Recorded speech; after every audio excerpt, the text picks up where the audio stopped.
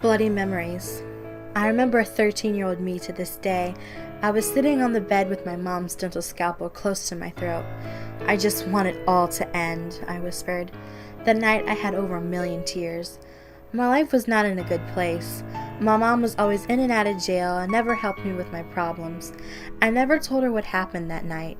To this day, I still don't know why I chickened out and dropped the scalpel. That year got somewhat better. My mom was home, everything felt right. But I knew it was too good to be true. My mom went back. She lasted almost a full year, but fell through. When I was 14, almost 15, my life took a hell of a ride on this roller coaster of life. One day, I found that scalpel and stared at it and remembered that day I didn't do what I should have. So there were red lines of red liquid running down my arms. I did 10 a day. The reason for the 10 a day was, while I was at school, I would say 10 of the worst names ever anyone could ever say. Then when I would go home, I'd lock myself in my room and start on what needed to be done. Every time I would cut, I would put a song on replay to keep me sane, so my mom or dad would not find me dead on the floor. One night I went crazy and just started cutting and cutting. Now I have scars on my arms, thighs, and stomach. You can still see them. Some days, I would carve words into my skin like Alone, Die, and Andy. The reason Andy was on my arm is because he keeps me going with his music. I may have never met the man before, but I know he's with me. Once Andy faded away on my arm, something clicked in my head saying, "Aw, look, he faded away. See? He sees it too. You're too ugly and fat to be loved. Maybe it's because you're worthless and useless."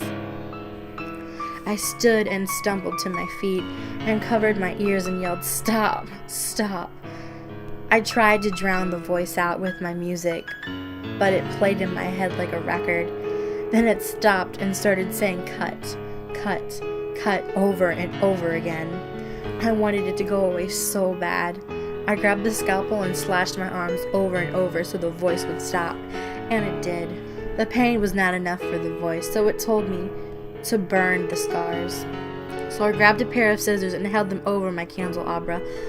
Once they were nice and hot, I held them there for a couple of seconds. Then I took a deep breath in and made the move. I fell to my knees, still holding the hot metal over my fresh wounds. It hurt so bad, but felt so good all at the same time.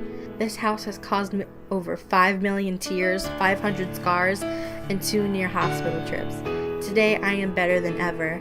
Nothing will ever bring me down. This house and all its demons can burn in hell for all I care. She paints a pretty picture, but the story has a twist. Her paintbrush is a razor, and her canvas is her wrist. She paints her pretty picture in the color of blood red. While using her sharp paintbrush, she ends up finally dead. Her pretty picture's fading quite slowly on her arm. The blood is not racing through her. She can no longer do harm.